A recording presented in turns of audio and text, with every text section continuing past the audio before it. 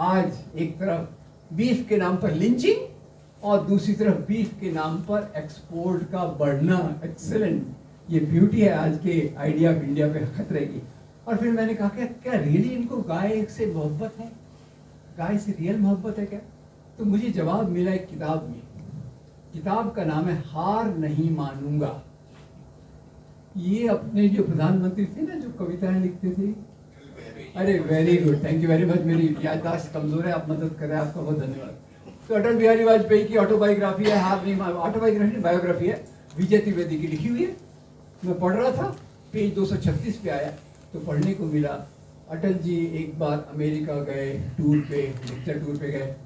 Lecture के बाद वो खाना खाने बैठे, खाने का आनंद ले रहे थे कि उनके पड़ोसी ने उनके कंधे पे थपथपाया, बोले अटल जी आप ये क्या कर रहे हैं, आप जो खा रहे हैं तो बीफ है। अटल जी नो प्रॉब्लम, हंस दिए, बोले बीफ है ना, इंडियन गाय का थोड़ी है, ये तो अमेरिकन गाय का है। सोमनाथ के मंदिर को वो और कौन किसने तोड़ा था? सोमनाथ महमूद, बोले उसने तोड़ा था, तो सरकार ने इस मंदिर को बनाना चाहिए। गांधी ने कहा मंदिर बनाना सरकार का काम नहीं है, हिंदू समाज अपना मंदिर बनाने के लिए सक्षम है, नो प्रॉब्लम। और उनके चेले जवाहरलाल नेहरू ने इसका जवाब दूसरे तरीके से दिया। 1956 में भाखड़ा नंगल बांध का उद्घाटन कर रहे थे। बांध का उद्घाटन करते समय जवाहरलाल नेहरू कहते हैं ये जो बांध है, और उसमें मैं ऐड कर देता हूँ, ये जो बांध है, जो यूनिवर्सिटीज हैं जिसके बारे में सलीम साहब काफी डिटेल में बता रहे थे, ये साइंटिफिक एंटरप्राइजेस है, रिसर्च एंटरप्राइजेस है, ये आधुनिक भारत के पूजा के स्थान है। ये हमारा रास्ता चल रहा था आइडिया ऑफ इंडिया वाला कि हमारे मंदिर बने, हमारे मंदिर होंगे यूनिवर्सिटीज में, साइंटिफिक एस्टेब्लिशमेंट्स में। 1980 के बाद भाषा बदल गई, और भाषा बदल गई। उस समय एक रथ यात्री जी थे, याद है आपको? अरे very good, thank you so much. उनकी पार्टी ने तो उनको भुला दिया, आपको याद है, थैंक यू। अब उन्होंने कहा कि ये क्या मंदिर की बात करते हो, मंदिर कहाँ, यूनिवर्सिटी वगैरह की बात करते हो, हमारे मंदिर तो मस्जिदों के नीचे है। लिस्ट बनाओ, तोड़ना चालू करो, और मेरे आगे आने वाले मंदिर बनाते रहेंगे, हमारे देश का यही काम होगा। वहां से आइडिया ऑफ इंडिया को सबसे बड़ी चुनौती मिली। दो प्रकार की विचार, एक Bhakra Nangal dam, university, scientific establishment, नौकरियां, शिक्षा, स्वास्थ्य, ये आइडिया ऑफ इंडिया का भाग जिसमें सभी लोग सम्मिलित हैं। और दूसरी तरफ से मंदिर और इस प्रकार के मुद्दे जोड़ गए। खैर, ये बहुत सारे मुद्दे हैं, मैं विस्तार में नहीं जाना चाहता। इसका हल क्या है उस पर वो भी बहुत अच्छे सुझाव आए, उसे मैं एक दो लाइन बाद में ऐड करना चाहता।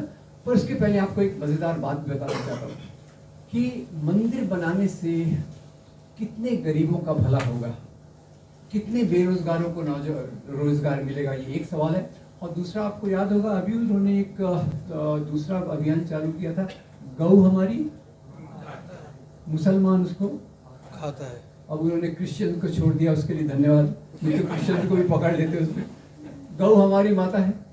तो खैर, अभी 3 दिन पहले पढ़ने में आया कि यूपी में जहरीला चारा खा के 25 या 50 गायें मर गई। यूपी के लोग जानते होंगे आजकल यूपी में आवारा पशु का क्या प्रॉब्लम है।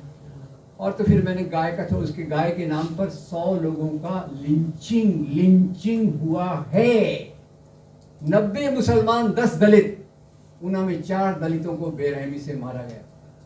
तो मैं डिटेल में नहीं जाऊंगा, मैंने उसका अध्ययन किया तो पता चला स्वामी विवेकानंद अपने लेख में लिखते हैं वैदिक काल में बीफ खाया जाता था। आज एक तरफ बीफ के नाम पर लिंचिंग और दूसरी तरफ बीफ के नाम पर एक्सपोर्ट का बढ़ना। एक्सेलेंट, ये ब्यूटी है आज के आइडिया ऑफ इंडिया पे खतरे की। और फिर मैंने कहा कि क्या रियली इनको गाय से मोहब्बत है, गाय से रियल मोहब्बत है क्या? तो मुझे जवाब मिला एक किताब में। किताब का नाम है हार नहीं मानूंगा। ये अपने जो प्रधानमंत्री थे ना, जो कविताएं लिखते थे, अरे very good, thank you very much. मेरी याददाश्त कमजोर है, आप मदद करें, आपका बहुत धन्यवाद। तो अटल बिहारी वाजपेयी की ऑटोबायोग्राफी है, हार नहीं ऑटोबायोग्राफी बायोग्राफी है, विजय त्रिवेदी की लिखी हुई है। मैं पढ़ रहा था, पेज 236 पे आया तो पढ़ने को मिला अटल जी एक बार अमेरिका गए टूर पे, लेक्चर टूर पे गए। लेक्चर के बाद वो खाना खाने बैठे, खाने का आनंद ले रहे थे कि उनके पड़ोसी ने उनके कंधे पे थपथपाया, बोले अटल जी आप ये क्या कर रहे हैं, आप जो खा रहे हो तो बीफ है। अटल जी नो प्रॉब्लम, हंस दिए, बोले बीफ है ना, इंडियन गाय का थोड़ी है, ये तो अमेरिकन गाय का है। तो खैर अब ये सवाल आया तो मुख्य रूप से इनके मुद्दे ये असली मुद्दे नहीं हैं। असली मुद्दे जमीन पे हैं, जो हमारे नौजवानों की बेरोजगारी से हैं, किसानों की समस्या से है, और उस टाइप की चीज़ों को है जो CAA टाइप में वो लाना चाहते हैं। तो आखिर में किया क्या जाए, अब ये अंतिम पॉइंट, किया क्या जाए उसके पहले मैं आपको एक और थोड़ा सा बता दूं कि एक येल यूनिवर्सिटी का एक रिसर्च आया था। येल यूनिवर्सिटी का नाम आपने सुना है क्या? सुना है, वेरी गुड, अच्छा आपने सुना, मैंने नहीं सुना। मैंने कैसे सुना था मालूम है? वो अपनी वो जो MHRD मिनिस्टर थी ना, आजकल गोवा में जिनका कुछ चल रहा है, हाँ वही। तो उनको लोगों ने कहा ये तो भाई कम पढ़ी लिखी है, तो उन्होंने बोला मैं तो येल यूनिवर्सिटी से डिग्री लेकर आई हूँ। मैं बहुत इम्प्रेस हो गया और मैं येल यूनिवर्सिटी का रिसर्च फॉलो करने लग गया। येल यूनिवर्सिटी के एक रिसर्च में आया कि जहाँ भी सांप्रदायिक दंगे करवाए जाते हैं, होल्ड, सांप्रदायिक दंगे होते हैं या करवाए जाते हैं? जहाँ भी सांप्रदायिक दंगे करवाए जाते हैं वहाँ एक पार्टी बाद में चलकर ज्यादा पावर में आती है। गेस आपकी जो है वो सही है, वो पार्टी ज्यादा पहले से पावरफुल हो जाती है, ठीक है। तो अब ये आइडिया ऑफ इंडिया पर खतरा कैसे है? नंबर एक, ये अल्पसंख्यकों के खिलाफ, मुसलमानों के खिलाफ, क्रिश्चियंस के खिलाफ नफरत फैलाना गलत आधार पे। इस नफरत के कारण दंगे करवाए जा सकते हैं, दंगों के कारण पोलराइजेशन होता है, ध्रुवीकरण होता है, और ध्रुवी के कारण वो पावर में आते हैं। ये 4 स्टेप याद रखिए, गलत बातों का प्रचार, आधा झूठ आधा सच वगैरह वगैरह, नफरत का निर्माण, दंगों का करवाना और सत्ता पे आना, ये 4 चीजें एक के बाद एक हैं।